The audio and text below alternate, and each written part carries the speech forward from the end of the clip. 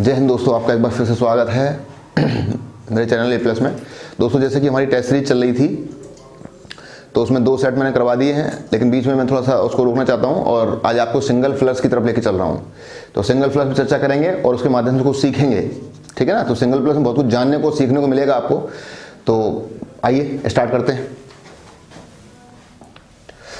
तो देखिए बेटा, जैसे लिखा है you work hard least dash dash dash, ये फॉल्स लिखा है, इसको आप फेल कर लीजिए।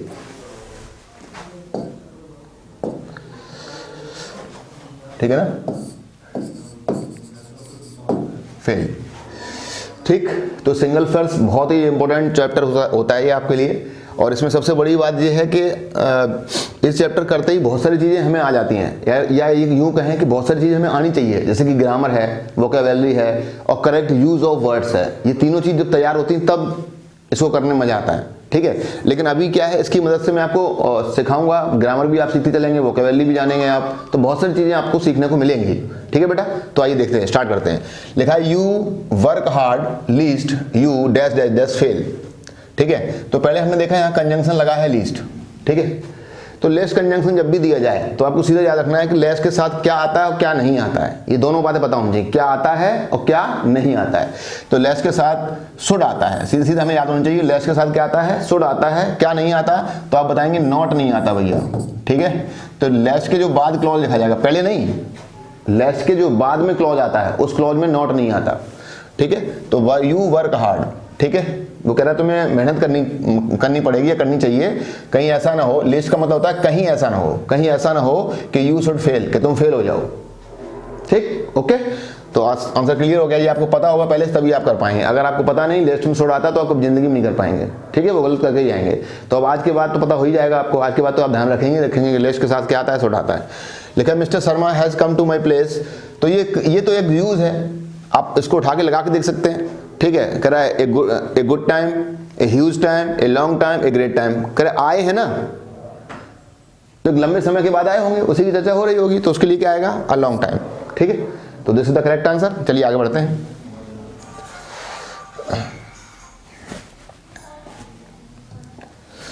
ठीक भैया, आगे देखो, फिर लिखा है one of dishonest clerk has been dash from his job, ठीक है।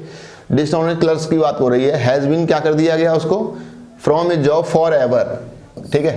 देख लीजिए आंसर, पहले लिखा है सस्पेंडेड, दूसरा एक्सपेल्ड, तीसरा डिस्चार्ज, चौथा डिस्पोज्ड, ठीक है भाई।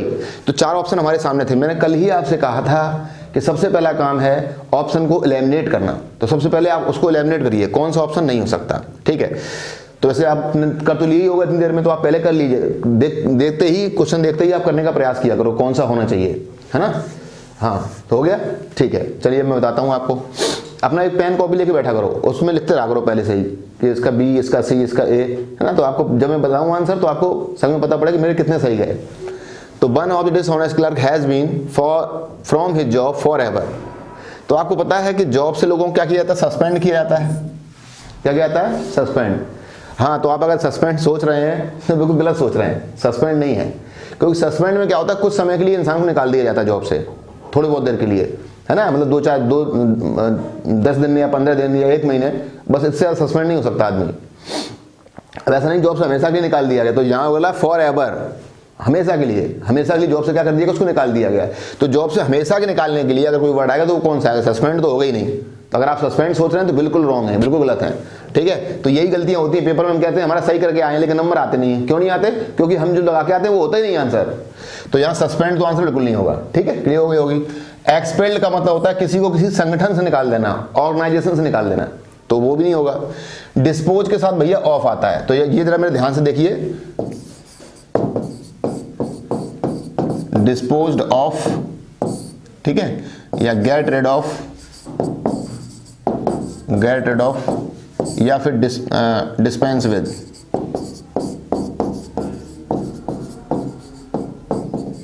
Dispense with, get rid of, dispose of, ठीक है भाई।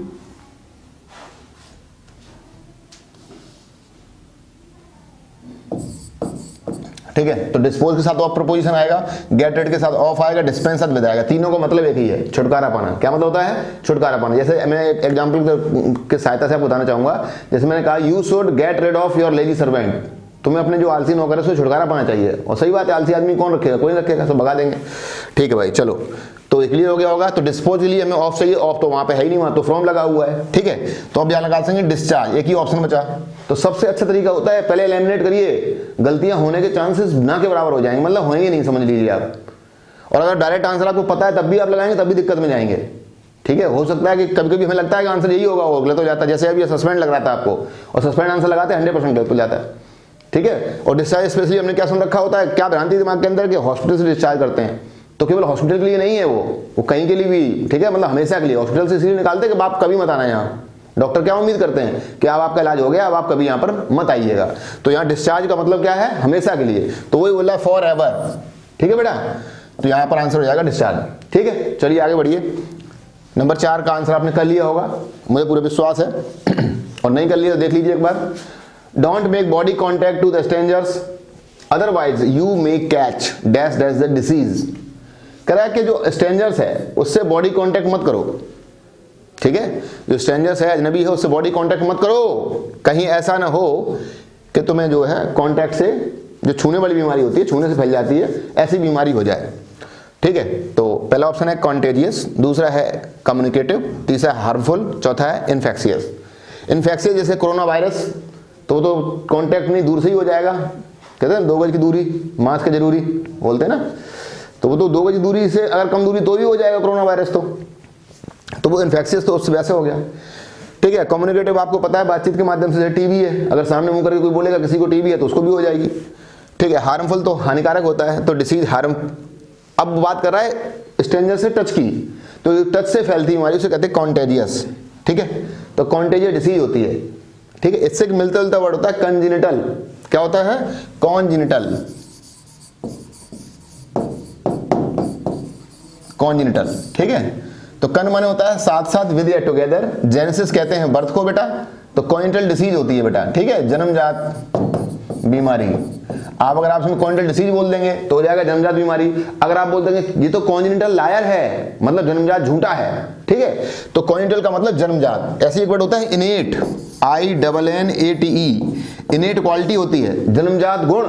ठीक है, आदमी के अंदर जन्मजात गुण होते हैं, पैदाइशी गुण होते हैं, उन्हें कहते हैं इनेट क्वालिटी। क्या बोलते हैं, इनेट क्वालिटी। ठीक है बेटा, तो आंसर आपको क्लियर हो गया, कॉन्टेजियस ही हो गया। अगला देखिए, if it dash dash he will not come, he will not कम। ठीक है, तो यहाँ एक तो इफ क्लॉज से जुड़ा हुआ है और एक क्लॉज लिखा है ही विल नॉट कम, तो 2 क्लॉज यहाँ पर दिए गए हैं। ठीक है, तो एक कंडीशनल है, इफ से शुरुआत हो रही है और दूसरा क्लॉज लिखा हुआ है ही विल नॉट कम। ठीक है, तो यहाँ मैं आपका ध्यान आकर्षित करना चाहूंगा थोड़ा सा। देखिए बेटा, आपके पेपर में जनरली 2 तरीके के क्लॉज पूछे जाते हैं एयरफोर्स में। ठीक है, या एनडीए में। कौन कौन से, ये देखिए जो मैं करा रहा हूँ ये एसएससी एयरफोर्स सभी के लिए है, सबको काम आएगा। अगर सब लोग पढ़ना चाहेंगे हर जगह यूज कर सकते हैं, तो इंग्लिश से कहीं कहीं भी यूज करिए आप। तो देखिए 2 क्लॉज आपके पेपर में बहुत पूछे जाते हैं। एक तो जैसे कि इफ क्लॉज, मैं बात करता हूं पहले क्लॉज की।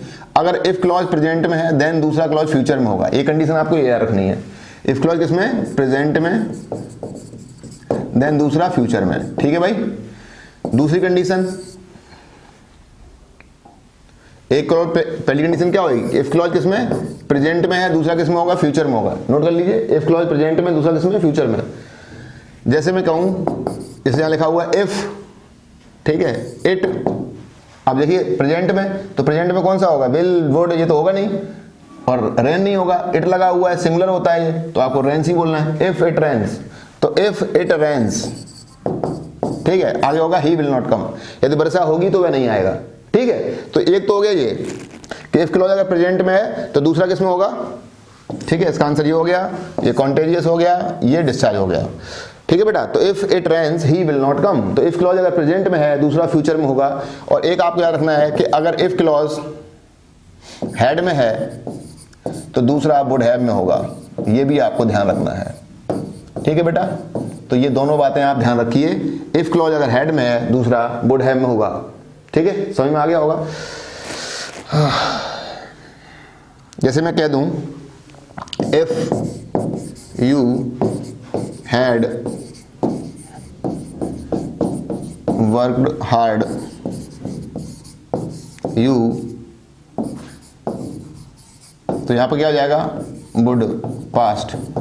तो हमें देखना पड़ेगा, यहाँ लिखा है वुड पास, तो वुड पास नहीं होगा, यहाँ वुड हैव, है ना, क्या बोल देंगे, वुड हैव बोल देंगे। तो कभी कभी गलती यही कर देता है, इधर वुड हैव कर देगा, कभी यहाँ पर वुड हैव कर देगा। तो आपको बस एक बात याद रखनी है, क्या याद रखनी है कि ये वुड हैव नहीं होगा। क्यों? आपको होता है इफ क्लॉज, आपको इफ देखना है, जहां पर आपको इफ दिखाई पड़े, चाहे वो पढ़े, ये सब उल्टा भी लिख सकते हैं, ठीक है। You would have passed if you had work hard, इसको ऐसे लिख सकते हैं, ठीक है, इधर उधर।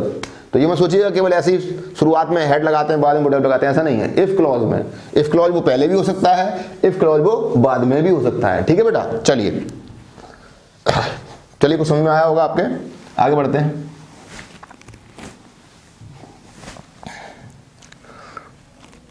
देखो बेटा, everyone knows that this dash dash dash is mortal, ठीक है, हर व्यक्ति ये बात जानता है। मोर्टल कहते हैं जो मरणशील है, जो मरेगा।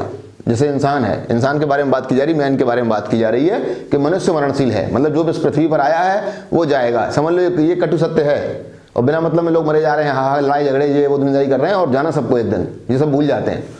तो ये क्या लिखा है, everyone knows that man is mortal, ठीक है, क्या ए मैन इज मोर्टल या द मैन इज मोर्टल या एम मैन इज मोर्टल। तो आशा करता हूं आपने आंसर लगा लिया होगा अपना, ठीक, ओके। तो देखें यार, तो यहां पर देखिए लिखा हुआ है मैन इज मोर्टल। तो यहां पर एक आपको एक लाइन याद रखनी पड़ेगी कि जब किसी नाउन से, ये आर्टिकल जब पढ़ेंगे आप तो मैं बताऊंगा आपको कि जब किसी नाउन से उसकी पूरी प्रजाति का बोध होता है तो उस नाउन के पहले आर्टिकल दा लगा देते हैं। क्या लगा देते हैं? दा। जैसे हमने कहा dog is faithful, dog is faithful, ठीक है, एनिमल यहां लिख दिया मैंने। अब देखें द डॉग, तो यहां पर बोलना पड़ेगा द डॉग। क्या बोलेंगे? The dog. The dog is faithful animal, ठीक है। कुत्ता वफादार है, एक कुत्ता वफादार है सभी, तो बोलेंगे सभी वफादार होते हैं सर, ठीक है। तो the dog is faithful animal, the लगा दिया। अब यहां पर देखें everyone knows that man is mortal, एक आदमी मरणशील है कि सभी मरणशील हैं, सबको जाना है, तो आप बोलेंगे ये सभी जाएंगे, सब जाएंगे तो द लगाएं, ठीक है। लेकिन ऐसा बिल्कुल नहीं है, ये आप सोच रहे हैं ये गलत है, ऐसा नहीं लगाएंगे। क्यों नहीं लगाएंगे? क्योंकि कुछ एक्सेप्शंस होते हैं इंग्लिश में, यही समस्या है इंग्लिश के अंदर, जहां इनका बस नहीं चलता वहां एक्सेप्शंस बोल देते हैं, ठीक है।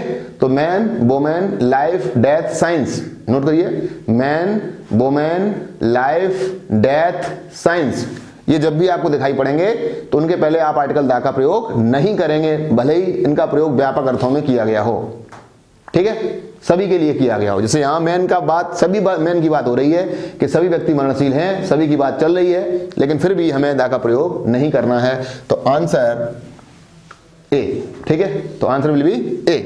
क्लियर हो गई बेटा बात? चलिए आगे देखिए, राम अकम्प्लिश के साथ प्रपोजिशन इन आता है, ये पहले से आपको याद करना पड़ेगा। ये मैं आपको सेट प्रपोजिशंस रेडी कराऊंगा, कुछ प्रपोजिशंस आप पढ़ते पढ़ते मेरे साथ रेडी कर लेंगे, ठीक है भाई। चलो, द सीएम डिफर, अब डिफर के साथ दो प्रपोजिशन ध्यान रखिए आप, डिफर के साथ दो प्रपोजिशन, एक तो डिफर विद होता है, तो बात होती है पर्सन की, विद किसके लिए आएगा? पर्सन की, और डिफर फ्रॉम किसके लिए आएगा? हैबिट के लिए। तो नोट कर ली दोनों बातें, differ with person, differ from habit. अब यहां बात किसकी हो रही है? गवर्नर, ठीक है। तो गवर्नर क्या है? पर्सन है, जाहिर सी बात है, तो विद आएगा, आंख बंद करके विद लगा दीजिए, ठीक है बेटा, ओके। समझ में आ रहा है? ठीक, देखिए दो और देख लीजिए, लिखा है Chintu is dash dash dash small to start playing cricket now, ठीक है। तो वो कह रहा है कि देखिए यहां पर हमें मिल गया है टू, तो एक हमने बहुत पहले पढ़ रखा था, एक बहुत पहले हमने पढ़ रखा था कि जब आप एडजेक्टिव पढ़ेंगे तो वहां देखेंगे कि टू एंड टू, ठीक है, so and as, as and as, ठीक है। तो एज एज, सो एज और टू टू, ठीक है, ये जब भी दिए जाते हैं तो इनके बीच में जो हमेशा डिग्री आती है उसे कहते हैं पॉजिटिव डिग्री का एडजेक्टिव। तो पहली बात तो ये है, इनके बीच में हमेशा पॉजिटिव डिग्री का एडजेक्टिव आता है। दूसरी बात, सो एज का प्रयोग जो हम लोग करते हैं वो नेगेटिव सेंटेंसों में करते हैं, एज एज का प्रयोग हम लोग करते हैं पॉजिटिव और नेगेटिव में। ये कॉमन सी बातें आपको पता होंगी पहले से। और टू खुद अपने आप में नेगेटिव होते हैं, टू जब भी जहां आता है तो वो सेंटेंस का भाव ही नेगेटिव हो जाता है, ठीक है बेटा। तो यहाँ देखिए ये वही कहने का प्रयास कर रहा है, तो वेरी के साथ तो टू आएगा नहीं, तो जाहिर सी बात है, क्लियर हो चुका है कि टू के साथ टू आएगा, ठीक है। आंसर आपने लगा लिया होगा। Chintu is too small to start play cricket now, Chintu अभी इतना छोटा है कि क्रिकेट स्टार्ट नहीं कर सकता, ठीक है, तो ये टू हो गया। Member of the rival group make a plan to, अभी मैंने थोड़ी देर पहले पढ़ाया था आपको, get rid of dispense with, ठीक है बेटा, डिस्पोज ऑफ, जस्ट अभी थोड़ी देर पहले हम लोगों ने किया था, तो वही आ गया यहाँ पर, rid ऑफ दिया हुआ है, कट तुरंत हमें गेट लगा देना है, तो गेट rid ऑफ। ठीक है बेटा, इसी तरीके से हम क्लोज टेस्ट में भी इनका बहुत सहायता मिलती है, तो ये बहुत बहुत इंपॉर्टेंट है आपके लिए। ये क्लोज टेस्ट में, सिंगल फ्लर्स में, प्रपोजिशंस में, हर जगह काम आने वाले हैं। तो आपके पेपर में जहां बच्चों के नंबर गिरते हैं, कम होते हैं, वो यही पोर्शन होता है। ठीक है बेटा, तो आशा करता हूं आपको समझ में आ गया होगा। ठीक है, तो मिलते हैं अगली क्लास में, तब तक के लिए बने रहिए। जय हिंद।